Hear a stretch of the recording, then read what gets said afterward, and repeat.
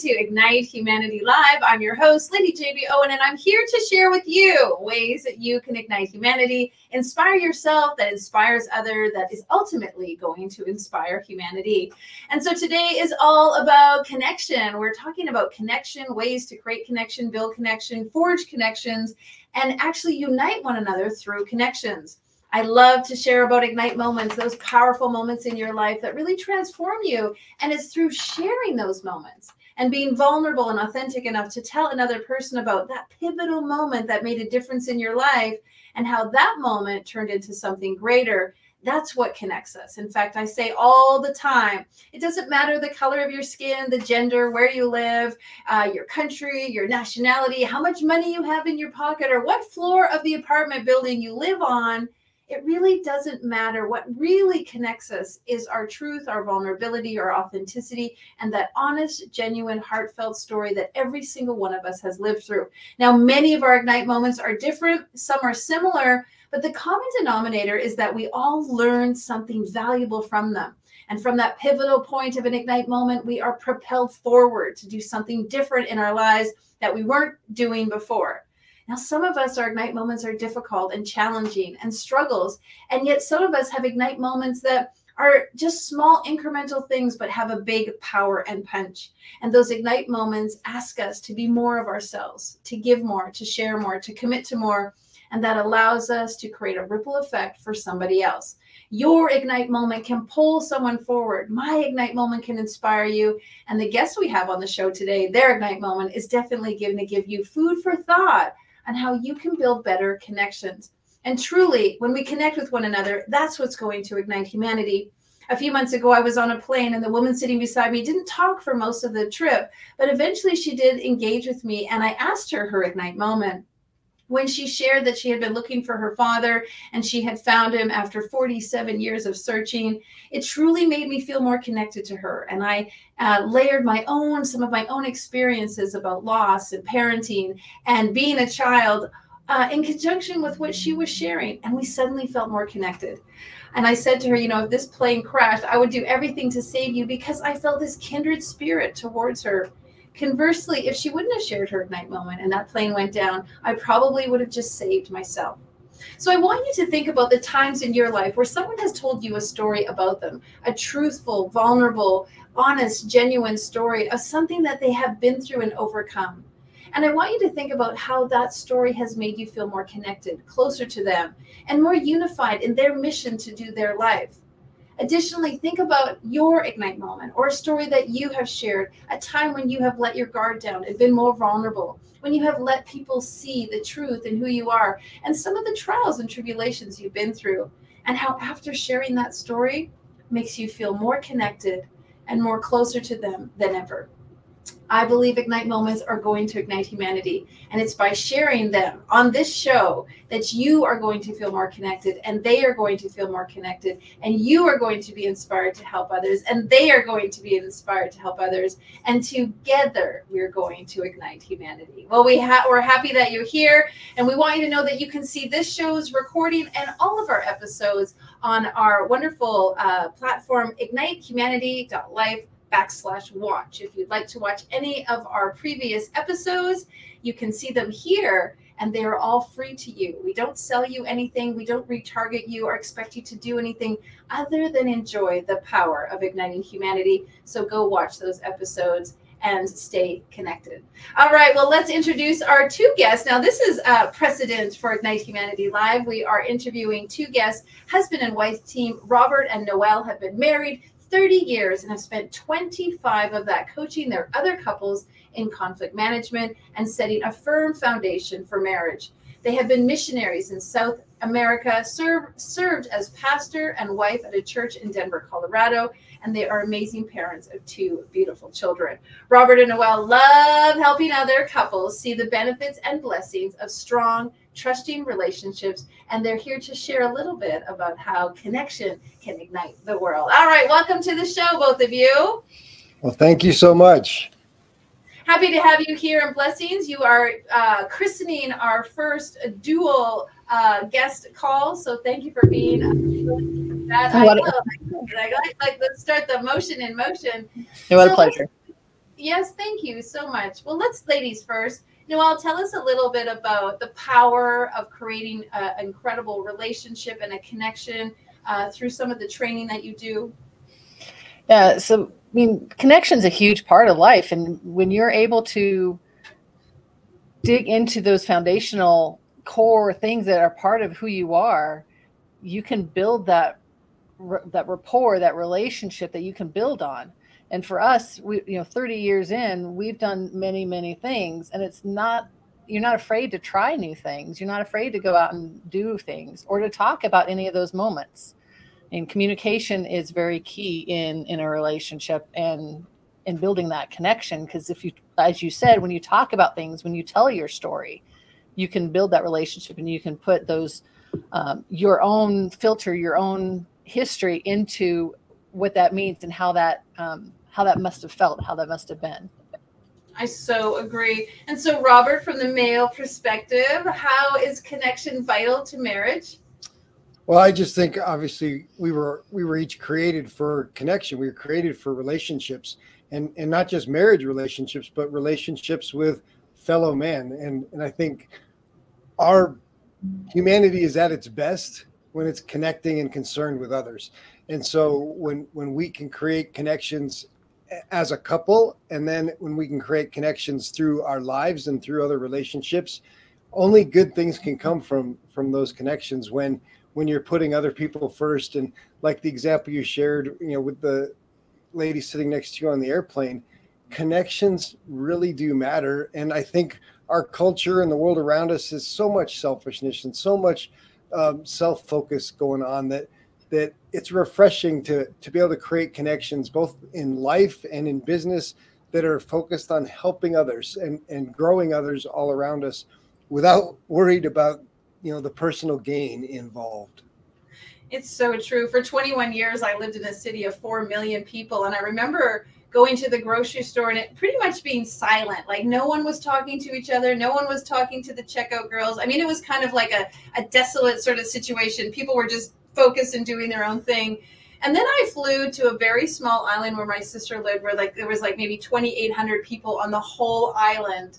And I went to the grocery store and it was so noisy. Like everyone was talking and chatting and saying hello and standing in the aisles and visiting. And I actually noticed how the energy was so different. Even the food tasted better when we brought it home. The whole atmosphere was enlightened because people were connecting. And I think your point is that now more than ever, we are becoming disconnected and we're becoming in our own little bubble and protecting ourselves.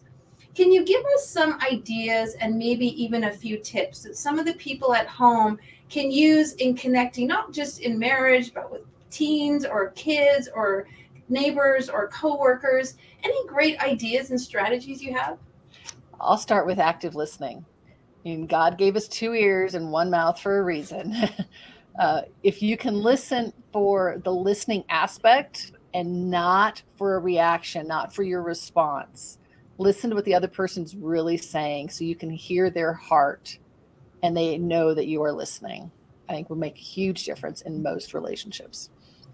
And is there a pause or is there an indicator that people can do that really lets the speaker know they're listening? Ask a question. It's asking a question in response and really engaging in the story and what's being said. And the words are gone, but take it. And taking that moment to I know with my kids when they're talking, I actually really look at them straight in the eye. In fact, sometimes I get down to their level. And, from parents, we could be looking down and I sort of get down to their level. Or even with my spouse, I really just stop what I'm doing, just literally stop everything I'm doing. How many times are we listening and doing the dishes or, writing something or looking at our phone? Any ideas of other ways that we can just be really active listeners? And yeah, giving the attention. And then when they stop and they pause, they're saying this is what I heard you say, and reiterating back to them what you heard to make sure that that's what they meant to say. Yeah, very good point. Asking for clarity, is this what I heard you say? Or just to clarify, I often say that, or just to recap or to clarify, or just making sure I heard you correctly.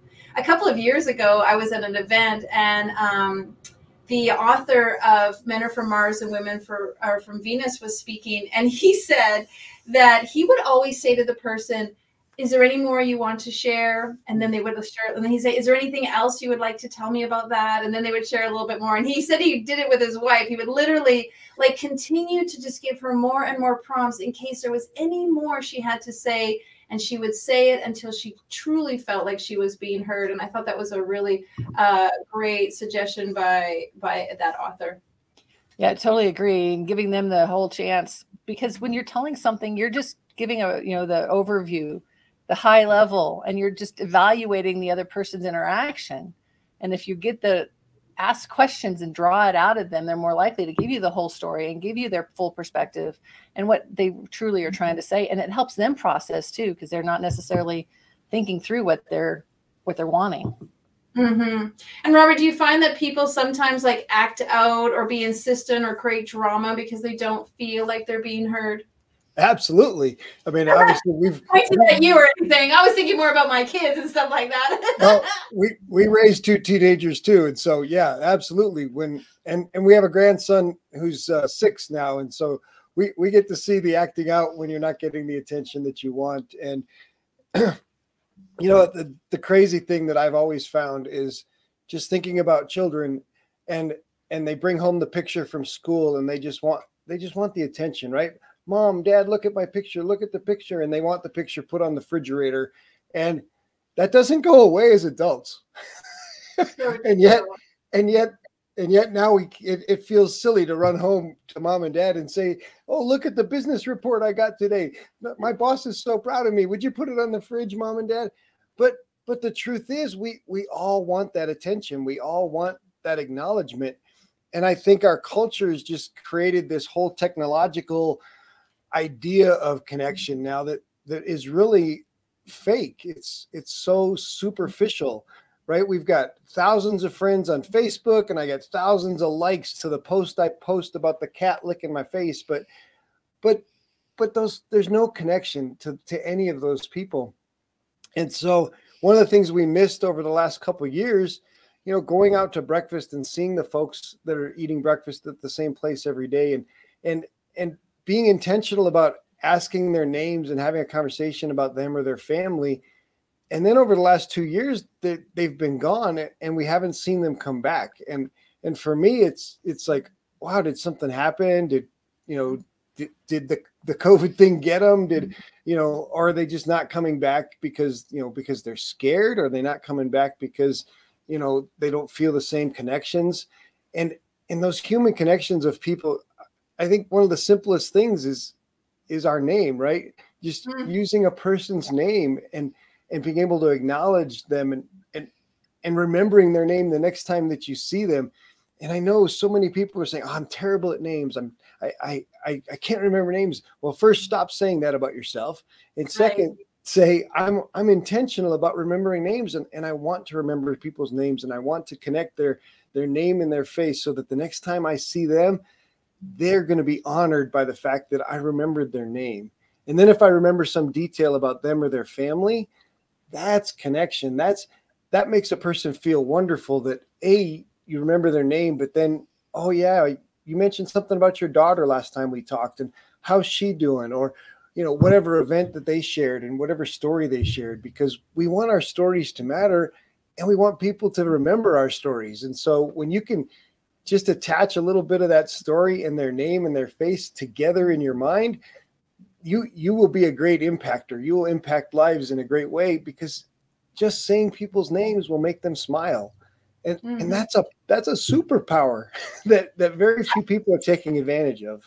I agree. And it goes right back to what Noelle said about active listening, because when someone tells you their name and you're just like not really paying attention, then you're really not listening to them. And there's a lot of neat things that we can do to remember people's names. Create an anchor. When you meet somebody and they tell you their name, my massage therapist, her name is Monica. And of course I'm like, oh, Monica, we all know the famous Monica. And so I'm like, okay, I'll just remember her name. Or one of the gentlemen who parks the car, like his name is Phil and my dad's name is Phil. And so Putting associations with people's names really help. When someone has a very unique name, I always ask them how to spell it. And then I spell it in the air so that I remember the letters, and it helps me remember people's names. So really making a conscious choice to remember people's names is so, so important. I absolutely agree with you. Well, and just use it 3 times. Like the things, you use it 3 times in that first minute. You know, say their name back to them, ask them to spell it, and then tie their name to something cute about them. Those 3 things in the first minute, it's going to work. Trust me.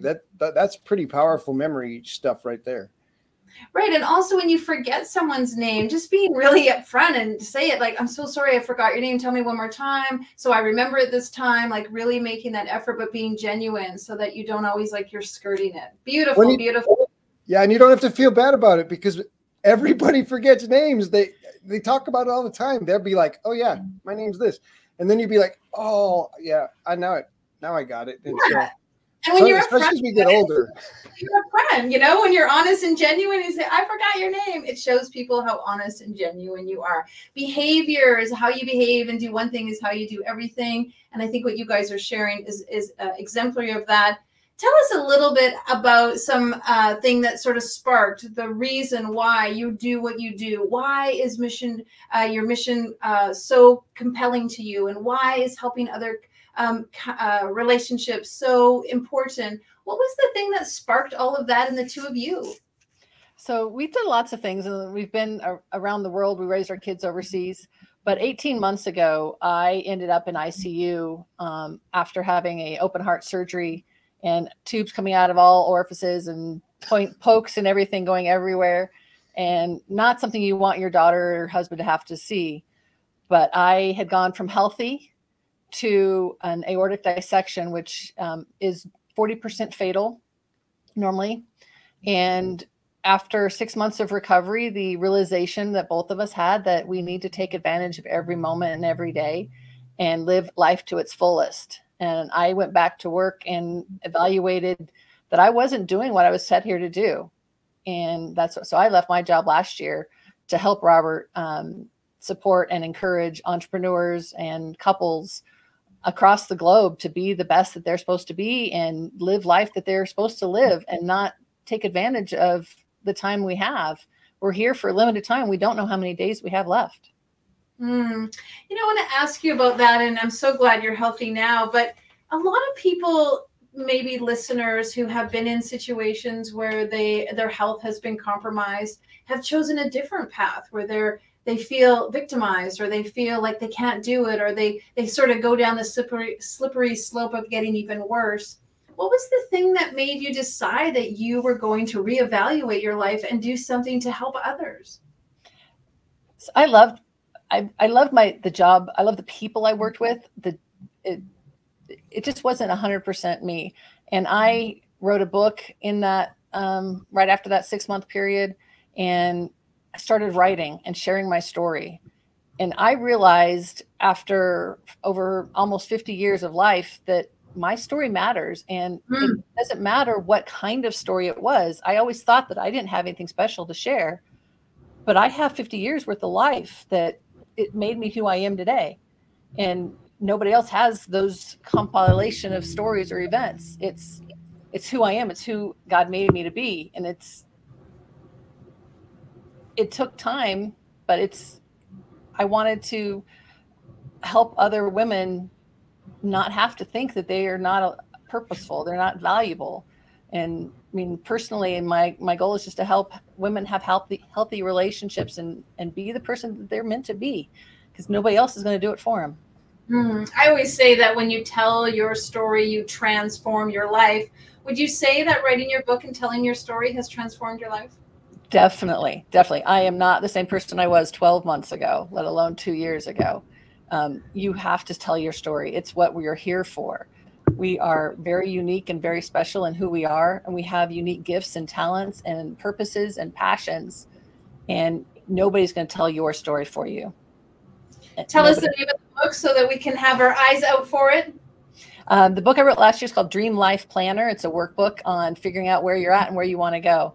So it's not something you get on Audible. It is a paperback that you need to work through. I love that, because they say there's a huge connection between the hand and the head and the thoughts and the writing. Like, that really makes a huge impact. And so, Robert, when this was happening with Noelle, this was sort of changing her life. How was it impacting you?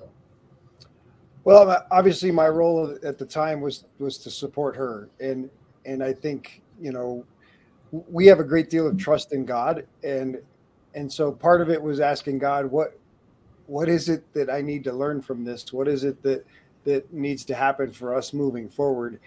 But we had a great deal of confidence in the thousands of people that were involved in supporting us in prayer and lifting Noelle up.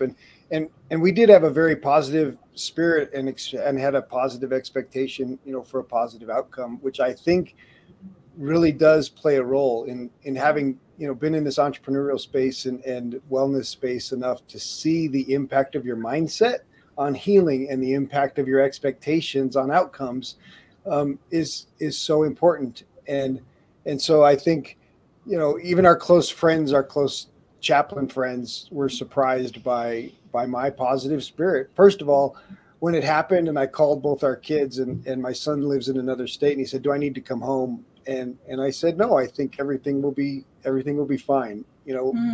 She's in the best place to get the repair done, right there. It's not like we're trying to fix her in the garage and we need some extra hands. She was in the best hospital in Denver, and lots of different things that happened, that the best doctors were available to perform the procedure. And so all of the right things were happening, and it was completely outside of my control, other than being able to pray, which is super powerful, but yet, sometimes doesn't feel like, I'm getting my hands in solving this and fixing it. And so really it was a lesson in surrender. And also your connection to faith. Let's talk a little bit about that, because, faith is not just religion. Faith is belief. It's understanding. It's connecting to something bigger than yourself. Can you speak a little bit about that? Because I think a lot of us need to be more connected to our belief systems, to believing in something bigger than ourselves, and having that connection to faith was really obviously super important during that time.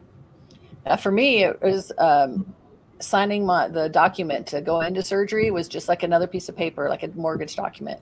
I knew that I would come through the surgery. I had no doubts. I mean, he's called it a near-death experience. And for me, I just don't feel it, because to me, it was just another surgery, because I've had a few. So your faith was that high that you just knew everything was going to be okay. Yeah. And for you, Robert? Yeah, I mean, I think similar. It's certainly, I had the first night, God and I had a conversation that was a little more aggressive, but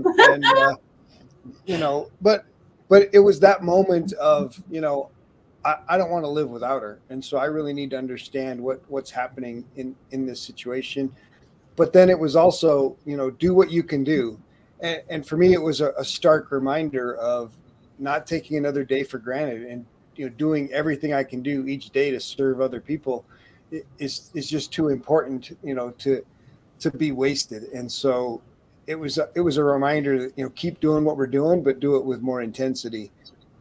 Amen to that. Amen. Well, I'd love a little bit of ideas from the two of you on ways that our folks at home can build connections. Any suggestions that you have for them on what they can do right after this call to create more connection in their life that will in turn ignite others? I think that the first thing is be willing to talk to people and ask their names. Like, when we go to breakfast and there's a group of folks, that are typically always there, and, you can ignore them and you can have your breakfast, or you can have a conversation and get to know, the person's name, get to know a little bit about them. And you don't have to sit down and have breakfast with them, but you can start to get to know, people. And I think, even in networking, especially, we have opportunities and typically get all caught up in business, but get a person's name and ask them something about their lives instead of asking them what they do. And take the time. Yeah, great suggestion. Go ahead. Yeah, take time to get to know people. So even in networking, you're asking them about them, not about their job, not about their role. And if that's too overwhelming and that's not who you are yet, ask the person at the grocery store. They have name tags on. you could just say, thank you, Joe, or it was great to see you today, Joe, and just interact with them a little bit. Take baby steps. And you can ask questions on, how's the weather at your house today? Something simple that everybody's going to be okay with answering. Don't feel afraid to ask questions. Be curious. What a great suggestion.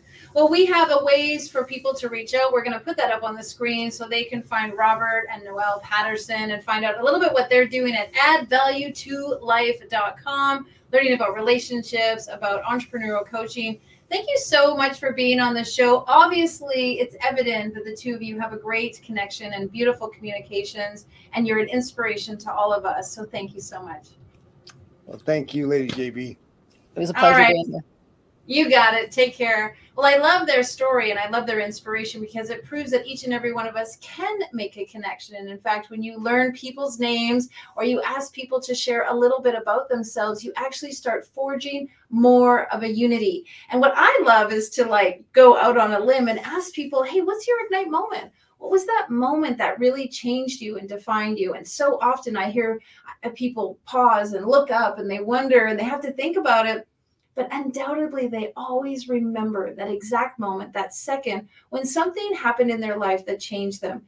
And more often than not, they're excited to share that moment so that we feel more connected and more inspired and create a better friendship.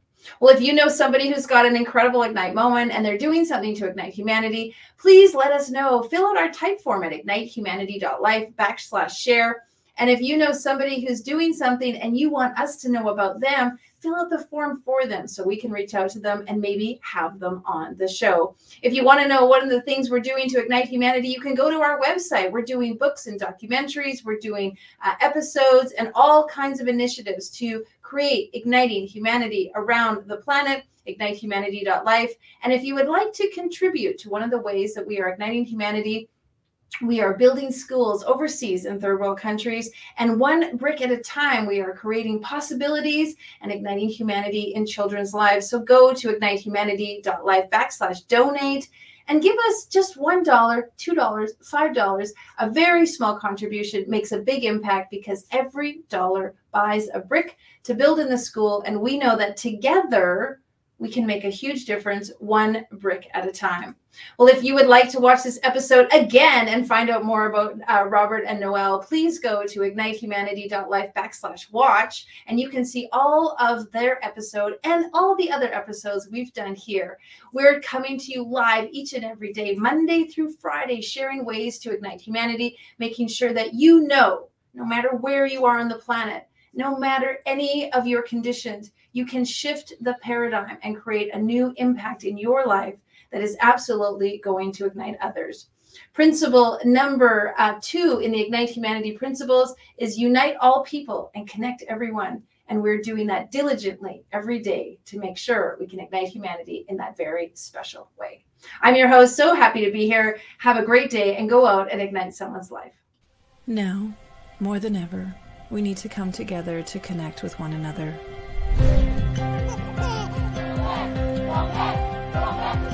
We need to feel the truth in who we are and let go of everything that's happened in the past. We need to empower every person on the planet and awaken hearts, enliven souls, come together, laugh, play, rejoice, connect, create, and love.